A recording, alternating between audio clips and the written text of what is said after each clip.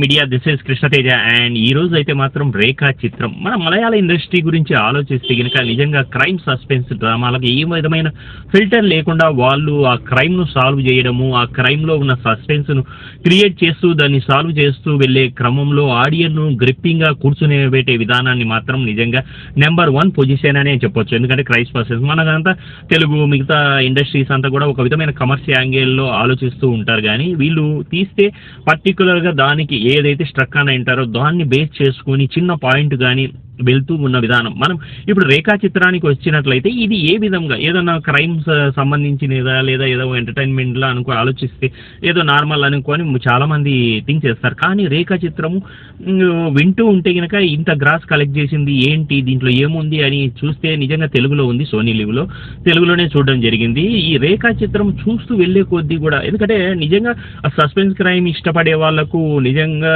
ఈ మలయాళం ఈ సినిమాలన్నీ కూడా నచ్చుతాయి. ఎందుకంటే చాలా మూవీస్ కూడా మనం రెగ్యులర్ ప్యాటర్న్లో చూస్తూనే ఉంటాం, కానీ ఇది డిఫరెంట్. ఒక విధమైన ఎమోషన్ అయితే కనుక ఈ సినిమా చూసే వాళ్ళకు వస్తుంది. అది ఎందుకంటే ఆ Rekha point of view, heroine point of view, ఆ క్యారెక్టర్ను డిజైన్ చేసిన విధానము ఒక విధమైన యాంగిల్లో వెళ్తూ ఒక క్రైమ్ను ఇన్వెస్టిగేషన్ చేస్తూ వెళ్ళే కొద్దీ ఒక అమ్మాయి లైఫ్లోకి వెళ్ళి ఆ అమ్మాయి జీవితంలో ఏం జరిగింది, అయ్యో ఇలా జరిగింది ఏంటి, ఇలా జరగకపోతే బాగుండు కదా అని ఒక సింపతి యాంగిల్, ఒక ఎమోషన్ యాంగిల్ అయితే మాత్రం మనకందరికీ కలుగుతుంది ఈ రేఖా చిత్రాన్ని చూసినట్లయితే. ఎందుకంటే ఒక అమ్మాయి, నేను యాజ్ ఏ ఇండస్ట్రీ పర్సన్గా సినిమాల్లో ఉండే వాడిగా ఎన్నో కళలతో మనం ఇక్కడికి ఇండస్ట్రీకి వస్తాము. ఎందుకంటే డిఫరెంట్, వేరే జాబ్స్ వేరు, వేరే వర్కింగ్ వేరు, కానీ ఇక్కడ ఇండస్ట్రీలో ఒక ఆశలు కోరికలు, ఎందుకంటే ఇంట్లో వాళ్ళు ఒప్పుకోకపోవచ్చు, ఎన్నో ఉంటాయి. అందులో లేడీస్ ఈ సబ్జెక్ట్ వచ్చేసి ఆ 1984లో నుంచి 2024లో జరిగిన ఈ కాన్ఫ్లిక్ట్ ఏదైతే ఉందో, ఆ మర్డర్ మిస్టరీ ఏదైతే ఉందో దాన్ని ఆ 84 నుంచి తీసుకునే విధానం. ఎందుకంటే ఆసిఫ్ అనశ్వర రాజన్ హీరోయిన్ అని చెప్పడానికి లేదు, కానీ ఈ మెయిన్ క్యారెక్టర్స్ హీరోగా వచ్చేసి ఆసిఫ్ అలీ అనేది ఫిక్స్. కానీ ఇక్కడ విన్సెంట్ ఒక విలన్ విన్సెంట్ అనే అతను పెద్ద ఆ క్యారెక్టర్లో, ఎందుకంటే 84లో ఏం జరిగింది, తర్వాత 24లో నుంచి 84లోకి వెళ్ళే క్రమంలో, ఎందుకంటే ఆ 40 years తర్వాత ఒక మర్డర్ మిస్టరీ, ఒక చిన్న స్కెలిటన్ పాతి పెట్టినది తవ్వి ఆ స్కెలిటన్ చుట్టూ ఏం జరిగింది, ఎవరిది ఈ స్కెలిటన్, ఎందుకు పాతి పెట్టారు అని మర్డర్ మిస్టరీని ఛేదించే క్రమంలో నిజంగా ఎస్ఐగా చేసిన ఆసిఫ్ అలీ ఈ సబ్జెక్ట్లోకి వచ్చేటప్పటికి ఏమవుతుంది, ఫస్ట్ ఓపెన్ చేస్తూనే ఒక పిల్లోడు తన తండ్రి, ఎందుకంటే 84లో ఒక సినిమాలో నటించాను, ఆ పిల్లోడు ఏంటంటే తండ్రి, నాన్న నువ్వు ఒక శవాన్ని తీసుకెళ్లడం నేను చూశాను, అది ఎవరిది అంటే చాచా అది శవం కాదురా, నేను షూటింగ్ పర్పస్ నేను ఒక సినిమాలో మమ్ముట్టి సినిమా జరుగుతుంది కదా ఆ సినిమాలో నటించాము, ఆ అమ్మాయిని అలా ఎత్తుకొని నలుగురు వెళ్తున్నాము అని చెప్పింటాడు. కానీ ఆ పిల్లోడు అక్కడి నుంచి స్టార్ట్ అయితే మళ్ళీ ఇంకొక అతను రాజేందర్ అనే అతను హెవీ డ్రింకరు, తను తాగి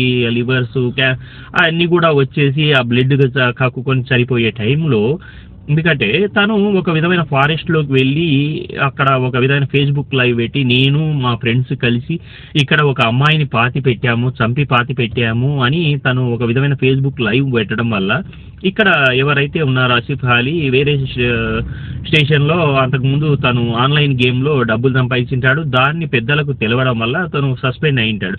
తర్వాత తన యొక్క క్యూరియస్ మంచితనము లేదా తను ఎందుకంటే ఒక ఎస్ఐగా చేసిన విధానాన్ని బట్టి చూసి అతన్ని వేరే చోటికి ట్రాన్స్ఫర్ అవుతారు. ఆ ట్రాన్స్ఫర్ అయిన ప్లేస్లోనే ఈ ఆత్మహత్య అయితే ఎవరైతే సూసైడ్ అయితే ఎవరైతే చేసుకున్నారో అది మర్డర్ మిస్టరీ ఛేదించాల్సిన పరిస్థితి వస్తుంది. ఆ ఆసిఫ్ అలీ అది తవ్వే క్రమంలో ఆ అస్థిపంజరం ఎవరిది, ఆ అస్థిపంజరానికి అక్కడున్న విన్సెంట్ అంటే ఒక విధమైన సిటీకి అంతా ధనవంతుడిగా ఉన్న విన్సెంట్కు దీనికి ఏమిటి సంబంధం అని తీరించే క్రమంలో ఈ అస్థిపంజరము రేఖ అనే అమ్మాయి 84లో, ఎందుకంటే అతను 84లో మేము ఇలా మర్డర్ చేశాము, ఇలా పూడ్చిపెట్టాము అని అనడం వల్ల ఇద్దరిది తవ్వడం వల్ల అస్థిపంజరం చుట్టూ ఆ సబ్జెక్ట్ రన్ అవుతుంది. అస్థిపంజరం ఎవరిది అంటే కనుక నా మామూలుగా సబ్జెక్ట్లోకి జనరల్ సబ్జెక్ట్ చెప్పడం అయితే స్టార్ట్ చేస్తాను. ఈ కథ ఏంటంటే ఏ సబ్జెక్ట్ మామూలుగా అతను డీల్ చేస్తూ ఒక్కొక్కరిని కలుస్తూ ఆ అమ్మాయి ఏంటి ఒక్కరోజు జూనియర్ ఆర్టిస్ట్గా వచ్చి ఉంటుంది. ఆ అమ్మాయిని ఎందుకంటే ఆ అమ్మాయి ఎక్కడి నుంచి వచ్చింది ఎలా వచ్చింది అని ఛేదించే క్రమంలో తన సబ్జెక్టు లైఫ్ స్టోరీ తీసుకున్నట్లయితే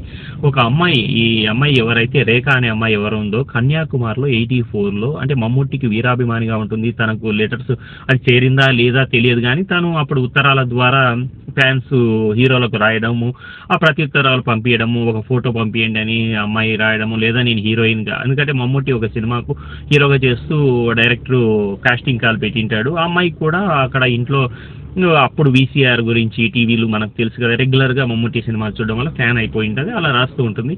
ఒకానొక స్టేజ్లో తనకు యాక్టింగ్ చేయాలి అని ఇంట్లో వాళ్ళతో చెప్పకుండా మలయాళం అంటే కేరళ వెళ్ళిపోయి ఉంటుంది. అక్కడ ఒక సినిమా మమ్ముట్టి జరుగుతుంటుంది. అక్కడ వన్ డే జూనియర్ ఆర్టిస్ట్గా ముందు హీరోయిన్గా క్యారెక్టర్ డైలాగులు ఉంటాయంటే ఎమ్మడే హీరోయిన్గా తీసుకోరు కాబట్టి ఒక రోజు అమ్మాయి ఒక క్యారెక్టర్ ఒక నర్స్గా ఒక నన్గా ఒక క్యారెక్టర్ చేసి ఉంటుంది.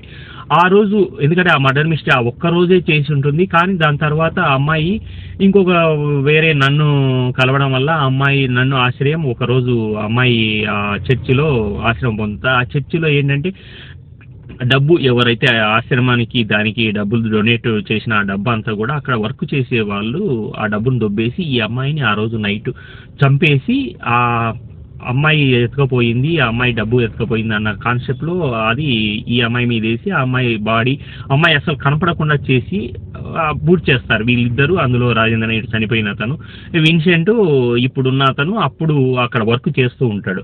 అలా ఈ మర్డర్ మిస్టరీ అనేది అలా జరుగుతూ ఉంటుంది. కానీ ఒక అమ్మాయి ఎన్నో కళలతో వచ్చినప్పుడు ఆ అమ్మాయి ఒక్క రోజులోనే తన జీవితం అంతా వెళ్ళిపోవడం ఏదైతే ఉందో నిజంగా హృదయాన్ని హార్ట్ టచింగ్గా ఈ మూవీ అయితే తీసిన విధానం చాలా బాగుంది.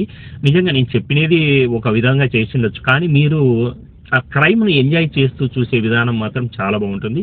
Please watch in Sony live. Thank you.